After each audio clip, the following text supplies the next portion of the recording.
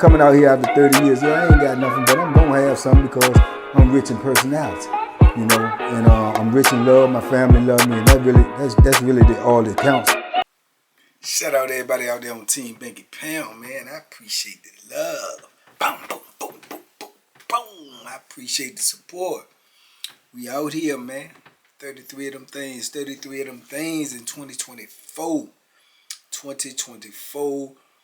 By the time of this video, we should be close to, if not already, at 89K subs, man. I appreciate each and every one of y'all. That puts us at 11K away from 100K. Let's go get it. 2024, let's go get it. This is my 4th anniversary month.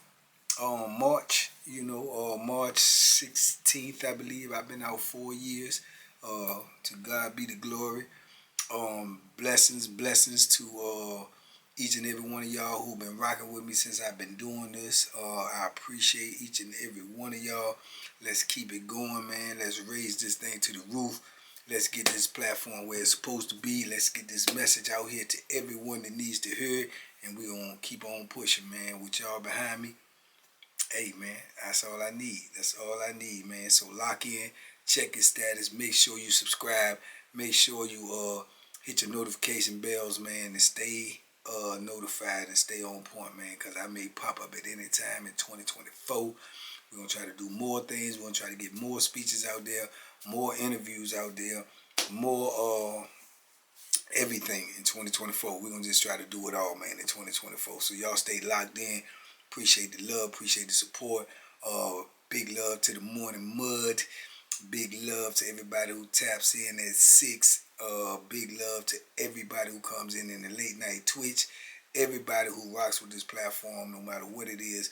Everybody that stands for TBP, man. Salute. Love y'all, man. Woo. Today, man. Today is one of these stories that I feel like y'all may not never have heard before. And I don't, a lot of these stories be getting past me from the stories I've been doing because, I've seen this stuff. So it's really, when I tell y'all, it's new to y'all, but it's really not to me. It's kind of like numb to it because I done seen these type of things. But I'm starting to realize there are a lot of things that I talk to y'all about y'all ain't never seen or ain't even never heard of. This story right here might be one of them. This story right here is about a dude that I knew that was locked up, right? He was locked up for a minute. He had been locked up at the time I was locked up. At this time, probably longer than me or not too much less than me, right? So he had been locked up a good minute. We in late 20-something years, man. So he had been locked up that long.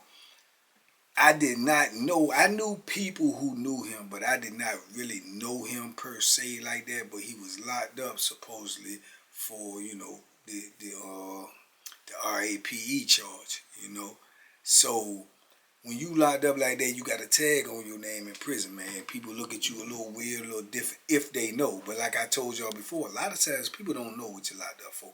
They really don't. It got to be somebody that put that word out there or something like that, or you just had a gigantic case where everybody know about, and or somebody's in there that's from where you from, know your situation, don't keep it to themselves, put it out there, da-da-da-da-da. Well, anyway, it was kind of like a fact that he was known for that. But mind you, I told you, penitentiary is just different, man. He ain't no sucker. He won't no sucker. He gon', he gonna stand up if you pull up on him with that or any other type of transgressions. He gonna be a man about the situation. So it ain't like everybody just jigging at him or poking at him or trying to start something with him, because like I say, he ain't no sucker. However the situation gonna shake out, he gonna be with it. If you want to play with them Beverlyhams, you want to rumble, you want to do whatever, he gonna be with it. And he can play basketball real good too. And I told y'all that's like a weird dynamic in prison. If you real good in sports, man, people tend to overlook a lot of your other flaws. You know what I'm saying? For whatever reason, it be like that in prison. But anyway, man, so he that was his situation to the best of my knowledge. And eventually he had a son that he really never knew when he was on the street because he was a kid. You know what I'm saying? And when he got locked up. But now his son is older, and now his son is also a gang member, right? Son out there on the street doing what he do, thugging, living the gang life, whatever the situation may be. He ended up getting locked up. Lo and behold, he come to the same compound as his pops. He come to the same building as his pops. He don't really know his pops, but he know about his pops situation. His mama don't mess with the pops because of what he supposed to have did or didn't do, or he accused of or convicted of, however you want to look at it. So he don't rock with his pops. So when he get there and he find out, that his pops is upstairs, he downstairs, he, like I say, he with the gang stuff. So, his gang brothers, they gonna embrace you. If you in a certain gang, whatever it is, Bloods, Crips, GDs, whatever the situation may be, and you come on the compound and you're a known gang member, you fall right in line with what's going on. So he fell right in line with, with the gang that he was with at the time. I believe it was Bloods. So he fall in line with the Bloods or whatever. So he get word, from his people on the street or whoever, or somebody in the block or somebody on the compound, man, your pops upstairs. First thing out his mouth is, man, I don't F with that, Nigga. So that right there alone, just take that statement alone. Hearing somebody say that out loud, I don't F with my pops. You know what I'm saying? So, and that was his whole statement. Like, dude, like, what? And he's like, yeah, F that E. F that N. F that Nigga. Man, I don't even say nothing to him. He better not say nothing to me. I don't mess with him. Man, F him. Woo. This is how he feel about his own dad. You know what I'm saying? Regardless of the situation, regardless of, his dad is charged with, he gave him life. But this is his feelings for him. Even though he never knew him, still his pops. He don't mess with him. You know what I'm saying? He don't mess with him. So, obviously, his pops get the word too. There's his son down there, man. So, I don't know however long it took, but they eventually, out on the yard, go outside for wreck or whatever, and the pops pull up on him. And they get to arguing and everything. Man, don't talk to me. You know what I'm saying? I don't F with you, man. You the R word. You the R word. I don't F with you anyway. My mama don't F with you. Don't nobody F with you. Don't even talk to me. He's steady trying to talk to his son because it's his son. And who knows what he feeling? We can only, guesstimate what he feeling because he been gone so long. Who knows if he did the charge, and not only he knows that, but he know this is blood. Now, I know from experience of being locked up so long and not being around your kids, not being able to be there for your kids, not being able to raise your kids, see them hurt, teach them how to ride bikes, do this, that alone, man, is a heavy burden to carry on yourself. So you take that and compound that with, and he locked up, and he got a bad charge, and his son in the gang, and now his son locked up. He won't never there for him all his life. This first time he really get to be around him and see him, now he's an adult, 20-something years old, and his son is screaming on him and cussing him out, calling him, the R word. You know what I'm saying? So I know he had to be going through it. He's steady trying to be sympathetic and trying to talk to him, but dude getting louder and louder and screaming on him. Then the other, brothers come along, his blood brothers, and they tell him, man, go ahead, roll out, man, roll out. You know what I'm saying? So he like, all right, that's cool. Woo. But he telling me, love me, man. Don't tell me you love me, man. I told you don't say nothing to me, man. Don't say nothing to me, man. And then the other blood dudes got to hold him back because he act like he trying to get at his pops. So he just rolled out, which was the best thing for him to do under the circumstances, to go ahead on about his business. And he did. You know what I'm saying? And some old times tell him, go ahead, man. Just go ahead, leave it alone. But just imagine being in that situation, man. That's a crazy, crazy situation. Crazy situation, man.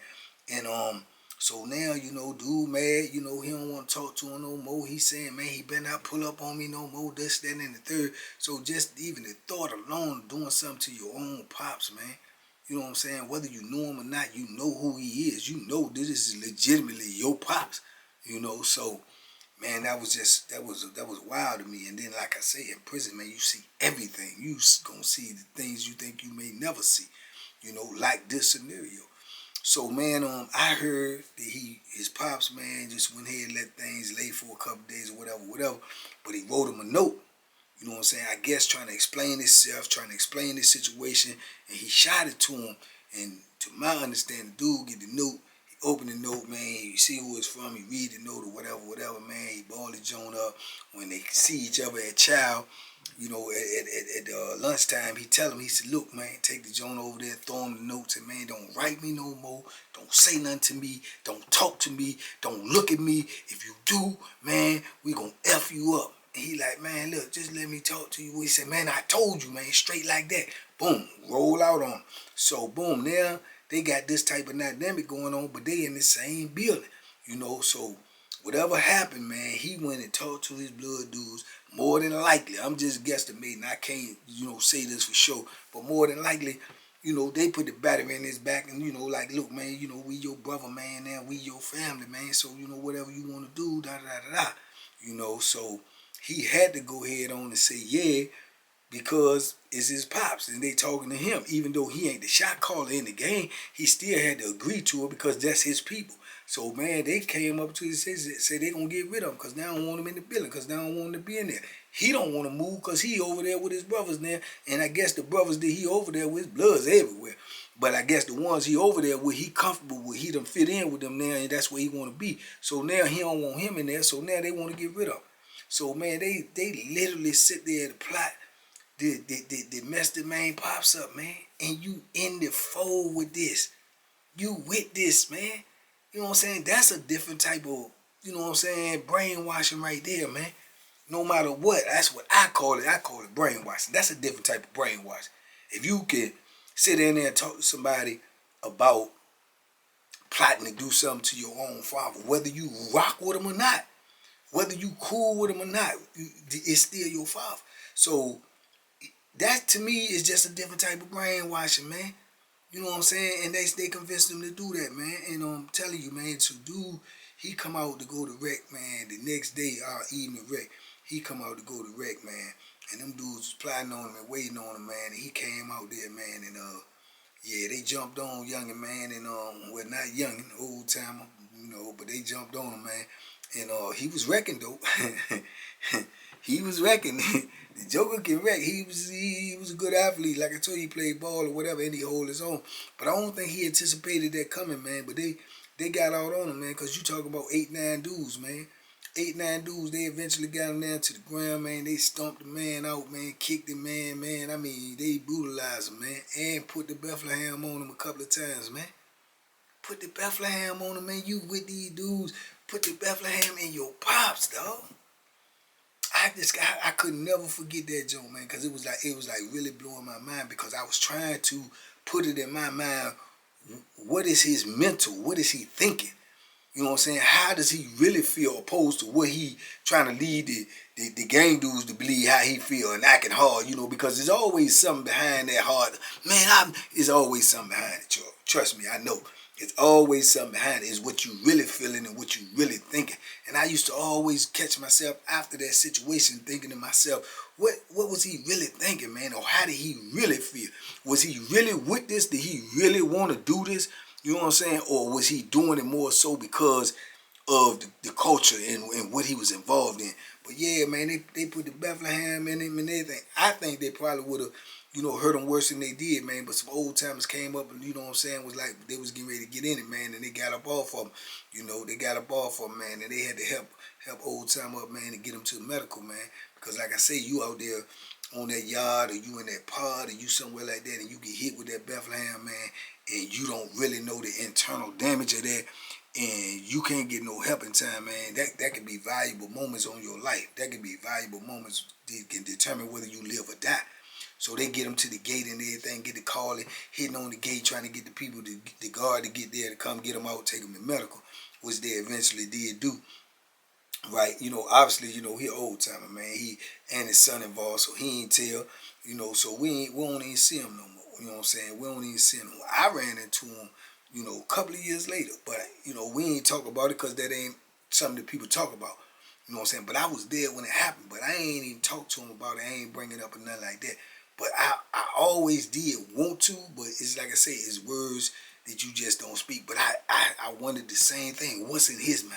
How do he feel about that? Because that was the whole story. That was the narrative on the compound. You know what I'm saying? Yeah, old such man, son, them jumped the man with the game, man, because he, you know, because he was RAP.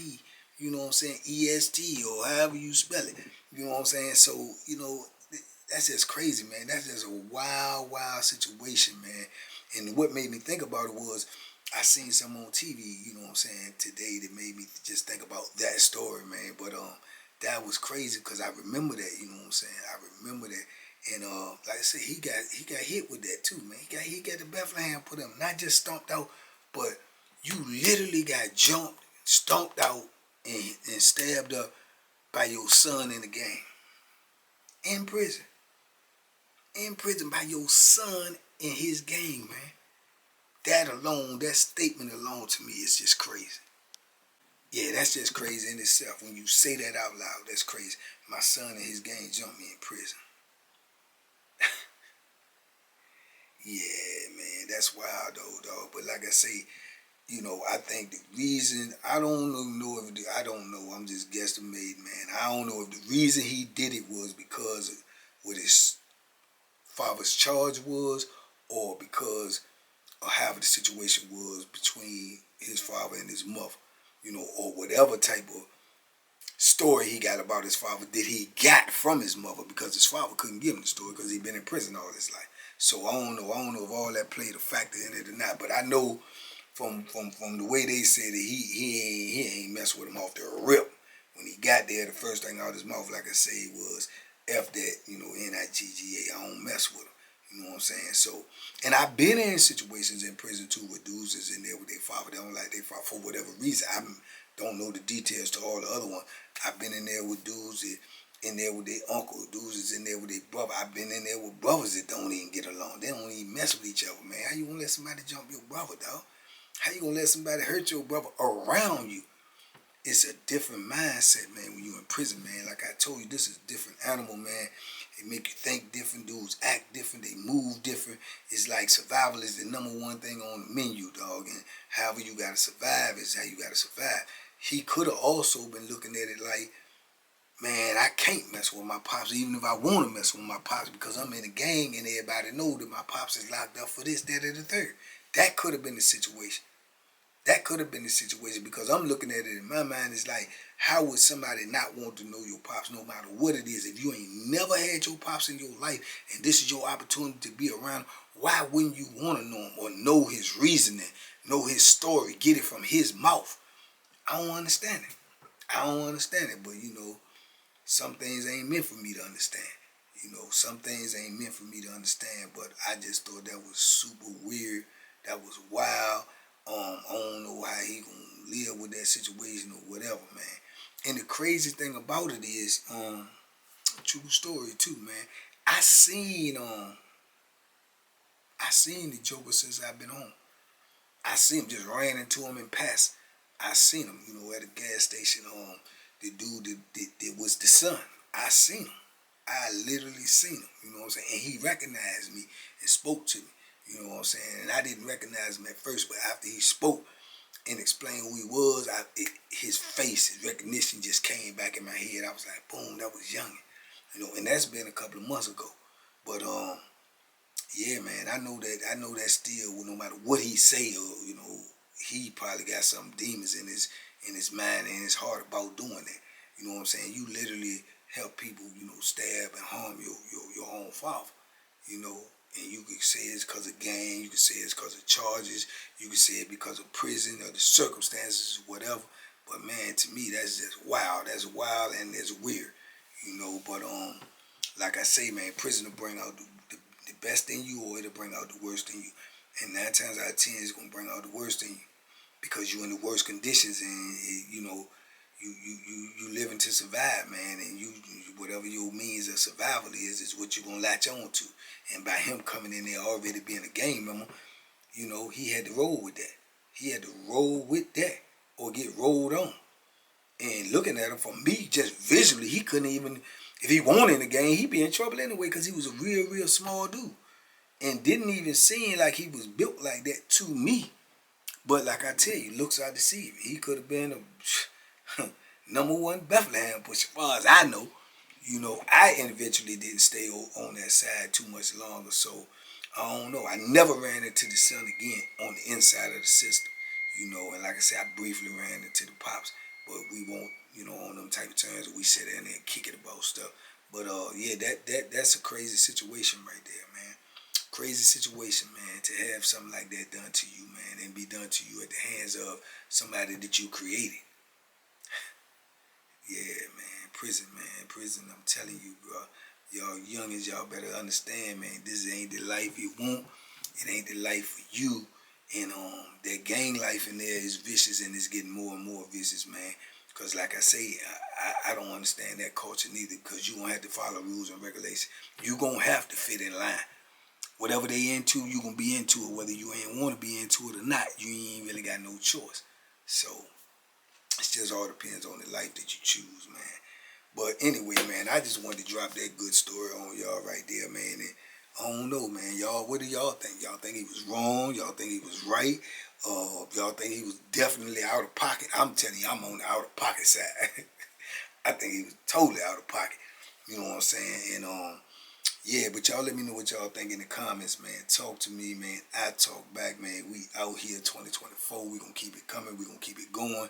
TBP Nation, stand up, man. Y'all push me and keep me going, man, and keep me on base. Let me know what y'all want to talk about. Let me know what type of stories. You may say something. It may spark something in my memory, man, and we can talk about that.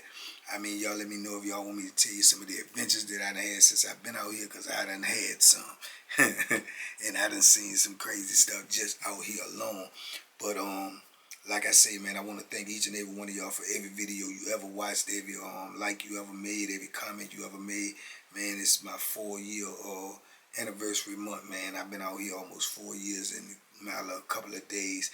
So, man, I feel blessed and humbled, man, to be able to come and talk to y'all each and every day and share some of these things that I went through, some of my experiences. Because, man, it's like therapy for me, because it gets it out of my brain and out into the universe, man, and it may help somebody. So that's the goal, man. That's TBP Nation goal, is to help somebody, man, and not to have them in the position that I've been in, go through the things that I went through, see the things that I seen, and, you know, had the things in their head that I got in mind. But anyway, y'all let me know, man, what's going on. It's a blessing in every lesson, and the blessing is, man, I'm almost out here 4 years, man, and I feel blessed to be out here and be blessed to have this type of platform, man, where I can reach out to people and hopefully do more good than bad. In the meantime, in between time, y'all be safe, be smart, make good decisions.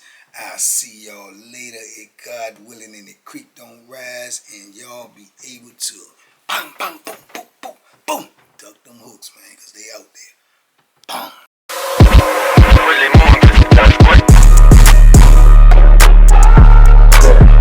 The banky special, yeah, sure delicious.